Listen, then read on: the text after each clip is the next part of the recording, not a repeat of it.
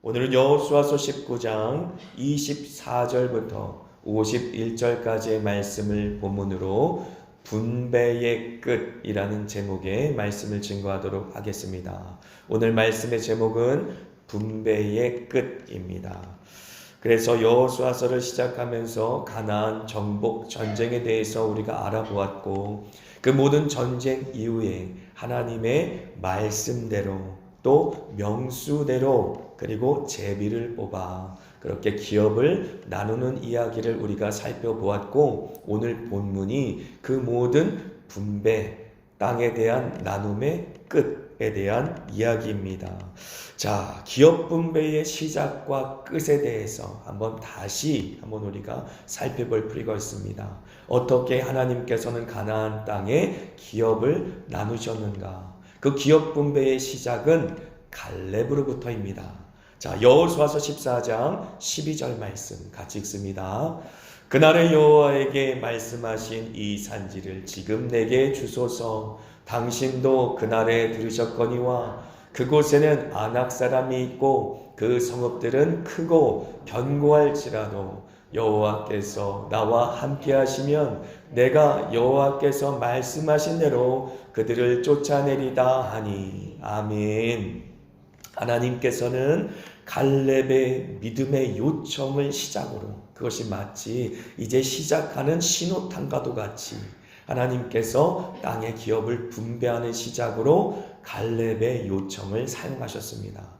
그리고 갈렙의 이 믿음의 고백 가운데는 가나안 정복 전쟁에 굉장한 중요한 그러한 요점이 기록되어 있어요. 하나님께서 하나님의 땅, 약속하신 그 축복의 땅을 나누어 주실 때 두 가지의 그 정복 원칙을 주셨는데, 그 첫 번째는 여호와께서 나와 함께 하시면이라는 갈렙의 고백입니다. 여호와께서 나와 함께 하신다면. 그리고 두 번째는 여호와께서 말씀하신 대로라고 하는 것이지요. 하나님께서 주신 청사진에 따라, 하나님의 뜻과 계획에 따라 하나님이 이제 이스라엘 백성과 동행하여 가나안 땅을 끝까지 정복할 수 있었다라는 믿음의 고백인 것입니다. 그렇습니다. 갈렙은 유다 지파의 자손이었어요. 근데 강정의 권사님이 전화하셔서 그걸 물어보시더라고요. 이 갈렙이라고 하는 사람이 그니스 사람 여분의 아들이라고 기록되어 있는데 정말 유다 지파의 사람이 맞는가라는 질문이지요. 그래서 그니스 사람이라는 말 자체는 이제 그니스 혹은 그나스라고 이제 기록되어 있는데 바로 에서의 후손을 말하고 있습니다. 이 에서가 나중에 에돔의 조상이 되지 않습니까? 에돔은 불다라는 뜻이에요. 하나님께서 아브라함의 자손 중에 에서 역시도 축복하셨죠. 그도 큰 민족을 이룰 것이다 라고 말씀하시고, 에서가 세일상에 가서 이제 큰 민족을 이루면서 나라를 세웠는데 그 나라 이름이 에돔이죠.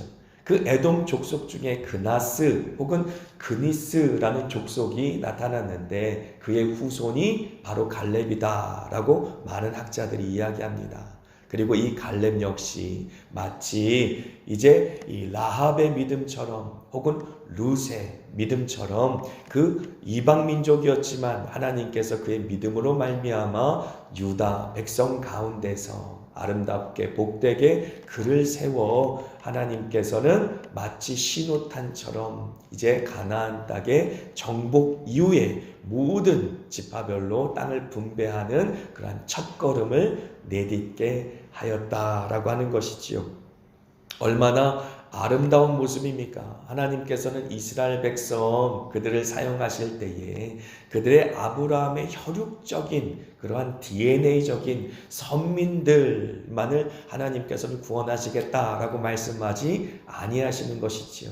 하나님께서는 믿음으로 말미암아 아브람도 믿음의 조상이 되게 하셨고, 또 이방인이라고 생각되는 유대인들이 멸시하는, 그래서 개라고 생각하는 개처럼 여기는 그러한 이방 백성이지만, 그래서 갈렙의 이름이 개라고 하였지 않습니까?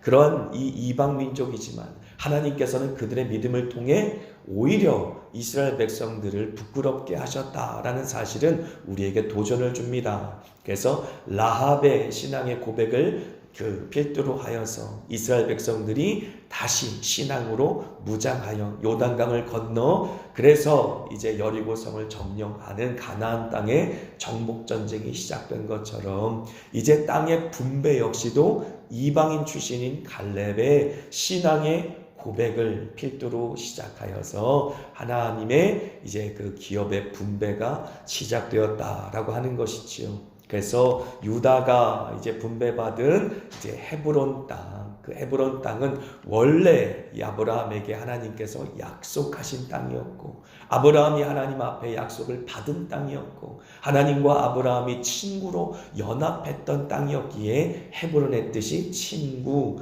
연합이라고 했는데, 어느새 이스라엘 백성들의 믿음 없음, 불순종의 그 역사로 말미암아 45년 동안 기럇 아르바라고 하는 아낙 자손의 그 조상의 이름으로 일컬음을 받게 되었다라는 사실을 우리는 나누었습니다. 그래서 이제 기업 분배가 갈렙의 믿음을 시작으로 시작되었다라는 사실은 우리에게 굉장히 의미롭죠. 그런데 모든 기업 분배의 끝이 우리가 읽은 본문에 또한 기록되어 있습니다. 여호수아서 19장 49절 50절 같이 한번 읽겠습니다. 이스라엘 자손이 그들의 경계를 따라서 기업의 땅 나누기를 마치고 자기들 중에서 눈의 아들 여호수아에게 기업을 주었으니 곧 여호와의 명령대로 여호수아가 요구한 성읍 에브라임 산지 딥낫 세라를 주매 여호수아가 그 성읍을 건설하고 거기 거주하였더라. 아멘. 굉장히 아름다운 그림이 지금 성경 가운데 우리에게 보여진 것입니다. 시작은 갈렙, 이박 족속의 출신인 갈렙의 믿음의 고백으로 시작되었습니다. 이 산지를 나에게 주시옵소서. 40년 동안 이제 출애굽 1세대들이 광야에서 죽어가는 모습을 바라봤던 갈렙 그리고 여호수아 이 믿음의 두 사람만 남기고 모든 사람이 광야에서 진멸당하지 않았습니까? 그들이 소멸당하는 모습을 갈렙도 보았고 여호수아도 보았을 것이에요. 그래서 갈렙은 45년 동안 가나안 정복 전쟁을 준비했을 것이고 그날에 나에게 약속하신 그 산지를 나에게 주시옵소서. 그렇게 여호수아에게 청하였고 그날에 당신도 보지 않았습니까? 하나님께서 저 산지를 나에게 주겠다고 약속했습니다. 비록 강한 아낙 자손이 있고 철병거가 있다 할지라도 나는 주님께서 주신 그 말씀에 따라 그 땅을 정복하겠습니다 라고 가나안 정복 전쟁 이후에 또 그 땅의 분배가 시작됐다라는 사실을 우리는 알 수 있어요. 하지만 그 마무리가 여호수아로 된다라고 하는 것은 굉장히 큰 의미지요. 뿐만 아니라 나중에 보면은요, 이제 갈렙의 후손을 통해 남유다라고 하는 하나님의 백성들이 이제 왕국 하나님의 나라를 이뤄가고요. 그리고 여호수아의 후손 에브라임 지파를 중심으로 북왕국 이스라엘이 또 하나님의 나라로 세워지지 않습니까? 두 사람의 믿음을 하나님께서는 끝까지 사용하셨다라는 사실이 또한 우리 마음속에 의미롭게 다가오는 것이죠. 여호수아는 기업 분배를 받을 때 자기가 먼저 받을 수 있는 특권이 있었을 것입니다. 하나님께서는 그에게 모든 권력을 다 주셨고 모든 권세를 주셨기 때문에 아마도 여호수아가 원하기만 했다면 기업 분배 시에 자기가 먼저 받을 수도 있었을 것이고 또 자기가 원하는 땅을 받을 수도 있었을 것인데 그렇지 않게 가장 마지막에 그리고 가장 험준한 산지를 자신이 기업으로 받는 것을 우리가 보게 되는 것이죠. 딥낫세라라고 하는 것이 에브라임 산지였다라고 하는 것입니다. 그래서 실제로 그곳을 정복하거나 개척하기가 쉽지 않았을 것이에요. 뿐만 아니라 보니까 그 성읍을 건설하고 거기에 거주하였다라는 말은 이미 어떤 사람들이 건설하여서 편하게 그 성읍을 차지하면 되는 상황이 아니라 스스로 개척하여 그 성읍을 이루어가야 하는 그러한 노력이 필요한 땅이었는데도 불구하고 이제 여호수아는 자신이 이 마지막까지 헌신하여 이스라엘 백성들에게 모두 다 지파를 분배해주고 그리고 마지막에 자신이 그 지파를 나누어 갖는 것을 보면서 굉장히 하나님께서 세우신 귀한 지도자였다라는 지도자의 모본을 우리에게 보여주는 것입니다.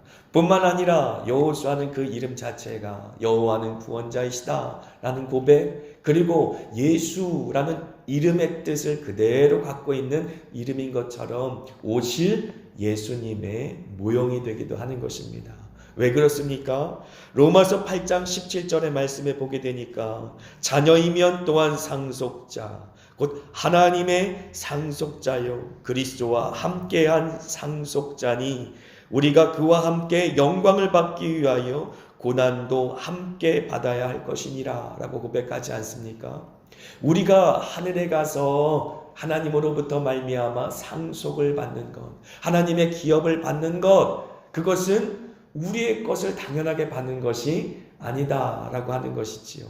예수 그리스도께서 나누어 주신 기업, 예수 그리스도 안에 함께 자녀된 그 신분으로 말미암아 예수님께서 우리에게 나눠 주신 그 기업을 우리가 누리는 것이다 라고 말하고 있는 것이지요.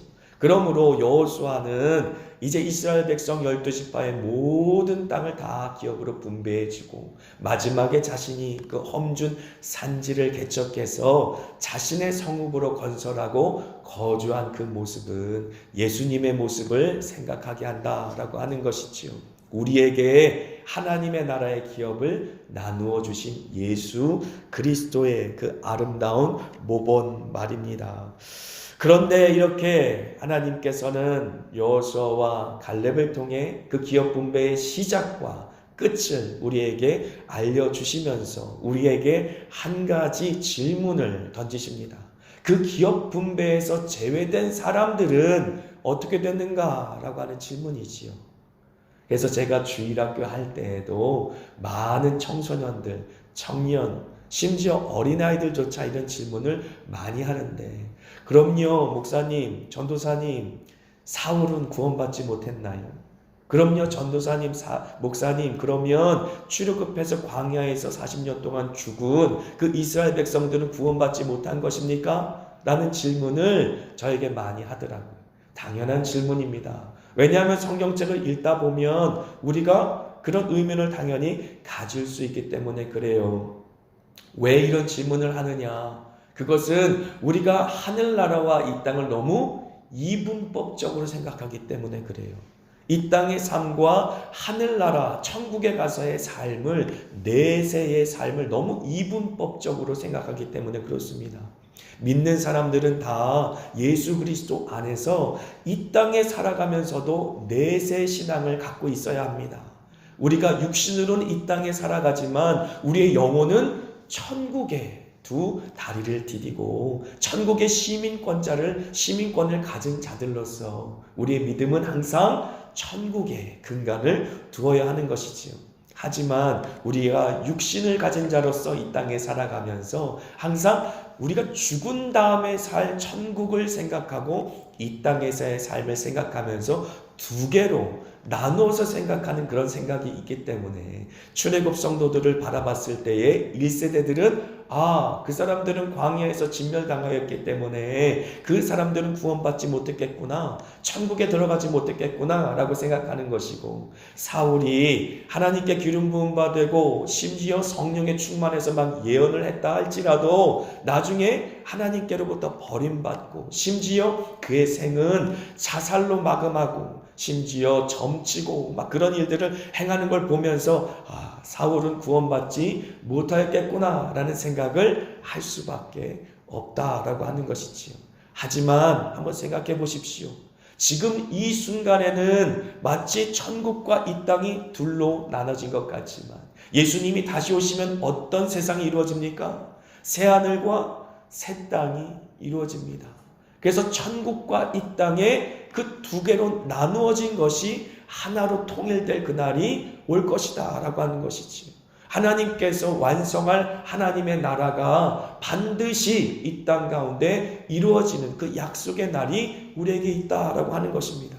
그러므로 우리 이 땅에 살아가면서도 이 땅이 전부인 것처럼 살면 안 되고, 끊임없이 마치 가나안 땅을 정복해 나가는 것처럼 이 죄와 악이 가득한 이 세상을 하나님의 말씀으로 정복해 나아가며 하나님의 뜻이 하늘에서 이루어진 것처럼 이 땅 가운데 이루어져서 교회라고 하는 하나님의 그 예수 그리스도의 몸된 하나님의 나라를 이 땅 가운데 건설해 나가는 그러한 믿음의 눈이 우리 가운데 있어야 한다.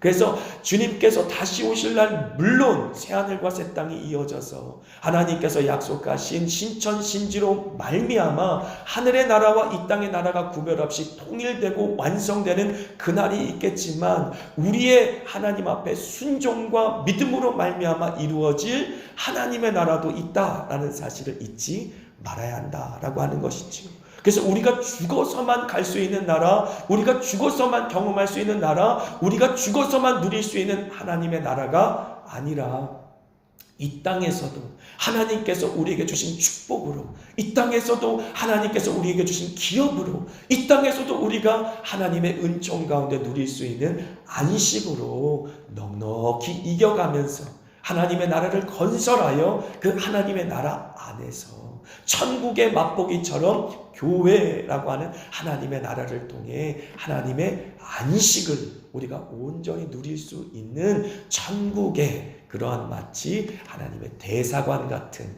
그러한 지정 같은 그러한 역할을 우리가 감당할 수 있다라는 생각을 해야 한다라고 하는 것입니다. 생각해 보십시오. 출애굽 1세대들도 하나님의 기적을 경험한 사람들이 아닙니까? 뿐만 아니라 출애굽 1세대들은 이제 유월절 어린 양을 경험한 백성들입니다. 예수 그리스도의 보혈에 대한 분명한 복음을 그들에게 하나님께서는 유월절 어린 양을 통해 선포하셨고 경험하게 하셨어요. 뿐만 아니라 이제 사도행전의 말씀에 보니까 그들은 홍해를 지나면서 그 홍해 바다에서 침례를 받은 자였다라고 말합니다. 그러므로 그들이 이제 하나님의 백성이다라는 부분에 저는 의심의 여지가 없다라는 생각을 합니다. 하지만 우리가 이스라엘 백성들을 보면서, 특별히 출애굽 1세대들을 보면서 어떤 교훈을 얻어야 하는가? 우리가 중생하고 우리가 구원받고 우리가 하나님의 백성으로 심지어 침례도 받고 직분도 받고 교회의 일원이 된다 할지라도 하나님의 기업에 들어가지 못할 수 있다라는 사실이에요. 그 하나님의 기업의 안식의 그 놀라운 축복을 누리지 못하고 죽을 수도 있다라는 사실을 우리는 기억해야 한다라는 것입니다. 이스라엘 백성들이 광야 땅에서 40년 동안 처절하게 죽어갔던 그 모습은 우리에게 본보기가 된다라는 것입니다. 이 땅에 우리가 예수를 믿는다라고 하면서도 하나님이 주신 그 기업, 하나님이 주신 예수로 말미암아 우리에게 나눠주시는 신앙적인 유산을 우리는 이 땅에 살면서도 누릴 수 있는데 누리지 못하고 살다가 죽을 수 있다라는 것입니다. 누구처럼요? 출애굽 1세대들처럼 말입니다. 여호수아와 갈렙 이후에 수 없는 200만이 넘는 출애굽 1세대들이 광야에서 죽었지 않습니까? 그들이 광야에서 소멸되었지 않습니까? 똑같은 교훈을 하나님께서는 지금도 마지막 때를 기다리며 예수가 다시 오기를 소망하는 우리 주님의 백성들에게 던지고 계시다라고 하는 것입니다. 이 땅에 살아가면서도 하나님이 주신 기업, 하나님이 주신 유산, 예수 그리스도 안에 하나님의 자녀가 되었기 때문에 날마다 누리며 살 수 있는데 그렇지 못하고 살 수 있다라고 하는 것입니다. 민수기 14장 30절 말씀 같이 읽습니다. 여분의 아들 갈렙과 눈의 아들 여호수아 외에는 내가 맹세하여 너에게 살게 하리라 한 땅에 결단코 들어가지 못하리라 라고 하는 것이지. 구원의 문제가 아닙니다. 이것은 상급의 문제인 것이에요. 상급의 문제. 하나님께서는 그 상급을 우리가 죽은 다음에만 누리게 하시는 것이 아니다라고 하는 것입니다. 우리의 구원이 예수 그리스도 안에 주님을 믿는 그 순간 우리의 영혼과 심령을 구원하셔서 천국의 백성이 되게 하시는 정체성의 전환, 천국으로부터 태어나게 하시는, 하늘로부터 태어나게 하시는 본 어게인, 거듭남을 체험하게 하시는 것처럼 그 순간부터 하나님의 자녀된 정체성을 가지고 우리는 하나님이 주신 기업을 누릴 수 있는 것이에요. 하나님이 주신 그 놀라운 축복을 누릴 수 있는 것입니다. 하지만 믿음이 없으면 그 축복을 누릴 수가 없다라고 하는 것입니다. 죽은 이후에만 하나님의 상급, 하나님의 기업을 누리지 못하는 것이 아니라 이 땅에서도 그 상급을 누리지 못하도록 배제된다라고 하는 것입니다. 그것이 우리에게 주는 교훈, 우리에게 주는 경고라고 하는 것이죠. 민수기 14장 20절 말씀 보시죠. 같이 읽습니다. 여호와께서 이르시되 내가 내 말대로 사노라 라고 말씀하셨어요. 이스라엘 백성들의 출애굽 1세대의 역사를 보십시오. 그들은 노예로부터 해방되었습니다. 그래서 출애굽 여정을 바라볼 때 모든 믿음의 사람들이 마치 구원의 여정을 우리가 출애굽 세대의 출애굽 과정과 함께 묵상해 갑니다.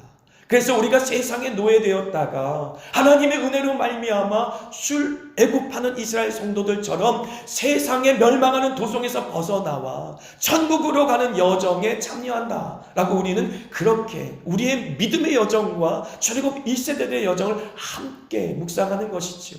그렇습니다. 출애굽 1세대들은 노예에서 해방되었고 우상을 섬겼던 그 모든 죄도 하나님께서는 모세에게 이렇게 말씀하시는 것입니다. 내가 내 말대로 사노라.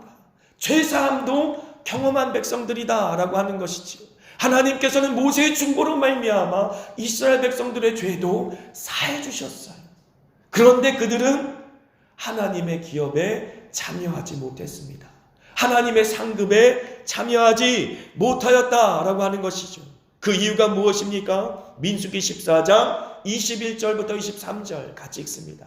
그러나 진실로 내가 살아있는 것과 여호와의 영광이 온 세계에 충만한 것을 두고 맹세하노니 내 영광과 애국과 광야에서 행한 내 이적을 보고서도 이같이 10번이나 나를 시험하고 내 목소리를 청정하지 아니한 그 사람들은 내가 그들의 조상들에게 맹세한 땅을 결단코 보지 못할 것이요 또 나를 멸시하는 사람은 한 사람도 그것을 보지 못하리라. 아멘. 그들이 하나님의 상급에 참여하지 못한 이유 10번이나 하나님을 시험하고 또 그 목소리를 정정하지 않고 결국 하나님을 멸시하였기에 그들은 상급이 없는 구원, 상급이 없는 천국의 백성, 상급이 없는 하나님의 자녀가 되고 말았다라고 하는 것이지. 여러분 성경책에 갖고 계시다면 고린도전서 한번 펴보십시오. 고린도전서 3장. 많은 분들이 아마 이 부분을 궁금해 하실 것이에요. 고린도전서 3장 10절부터 15절까지 신약성경 266면에 있습니다. 고린도전서 3장 10절부터 15절 같이 한번 읽어보겠습니다. 내게 주신 하나님의 은혜를 따라 내가 지혜로운 건축자와 같이 터를 닦아둠에 다른 이가 그 위에 세우나 그러나 각각 어떻게 그 위에 세울까를 조심할지라. 이 닦아둔 것 외에 능히 다른 터를 닦아둘 자가 없으니 이 터는 곧 예수 그리스도라. 만일 누구든지 금이나 은이나 보석이나 나무나 풀이나 지프로 이 터 위에 세우면 각 사람의 공적이 나타날 터인데 그날이 공적을 밝히리니 이는 불로 나타내고 그 불이 각 사람의 공적이 어떠한 것을 시험할 것임이라. 만일 누구든지 그 위에 세운 공적이 그대로 있으면 상을 받고 누구든지 그 공적이 불타면 해를 받으리니 그러나 자신은 구원을 받되 불 가운데서 받은 것 같으리라. 아멘. 여러분 이 말씀을 믿음으로 받으십니까? 우리가 구원을 받되 불 가운데 받은 것 같은 그런 구원을 받을 수도 있다라고 하는 것이죠. 여기에 공적이라고 하는 단어는 영어로 그냥 work라는 단어를 썼어요. 일하다라고 하는 것이지요. 헬러 말로는 일하다, 사역하다라는 뜻도 갖고 있지만 그 모든 사역의 결과물을 하기도 합니다. 우리가 열심히 예수 그리스도의 터전 위에 열심히 사역하여 세우는 것이 무엇입니까? 하나님의 나라입니다. 하나님의 교회입니다. 그 교회를 우리가 열심히 하나님의 집으로 세워간다라고 하는 것이지. 그런데 사람들이 그리스도의 터전 위에 금이나 은이나 보석이나 나무나 풀이나 짚으로 세웠는데 불이 나타나는 불. 그 불은 하나님의 말씀, 영원히 없어지지 아니하는, 영원히 썩어지지 않은 하나님의 말씀으로 말미암아 그 모든 것을 시험할 때에 금이나 은 같은 것은 다 살라져 없어질 것이다 라고 말하는 것이지.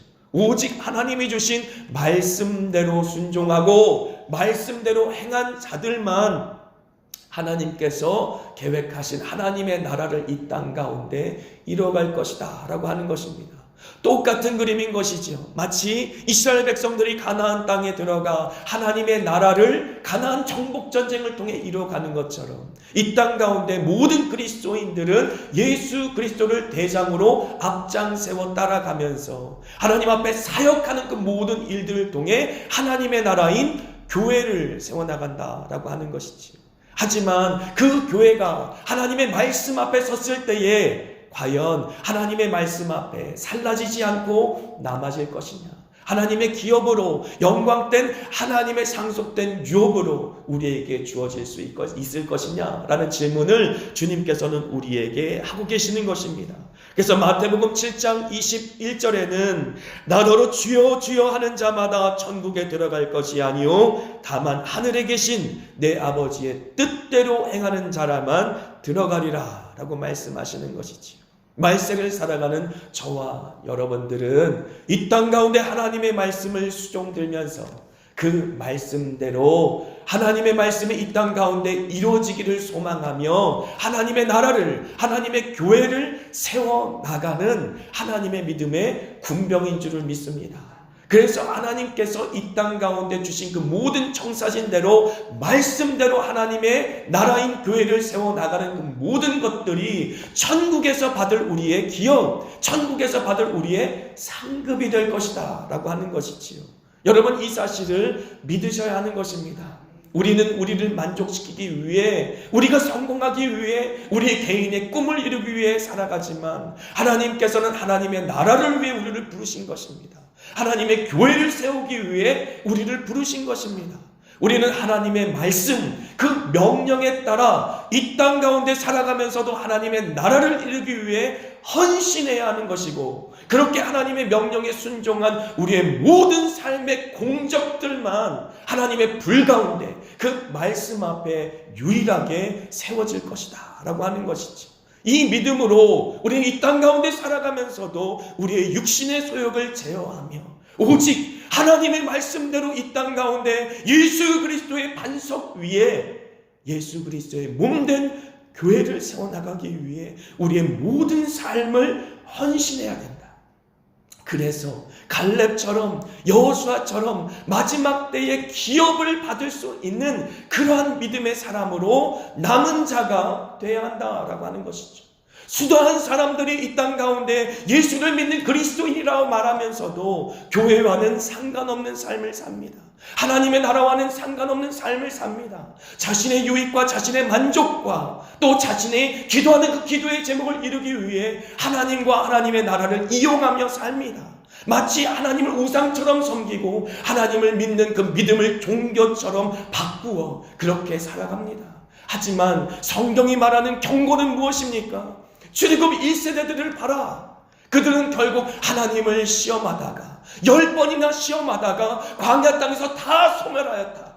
그들은 구원을 경험하였고 그들은 중생을 경험하였고 그들은 천국의 백성이며 자녀라고 하나님의 죄사함마저도 경험한 자들이지만 결국 그들은 광야 땅에서 아무런 기업 없이 아무런 상급 없이 불 가운데 부끄러운 가운데 구원을 받은 것처럼 그렇게 아무것도 남는 것 없이 광야에서 소멸된 인생을 살았다라고 우리에게 경고로 우리에게 보여지고 있는 것입니다.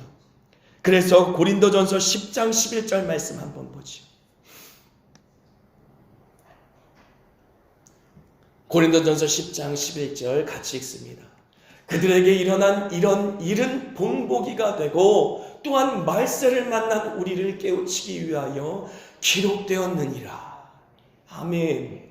그들에게 일어난 이런 일들, 분명히 하나님을 만났고 하나님의 기적을 보았고 하나님께서 40년 그들의 평생 동안 그들을 떠나지 않고 그들을 인도해 주시는 그 인도하심을 경험했는데도 불구하고 광야에서 그들의 시체가 썩어지기까지 40년 동안 그들이 소멸되는 그러한 역사, 그 역사가 바로 우리들의 본보기가 되었다.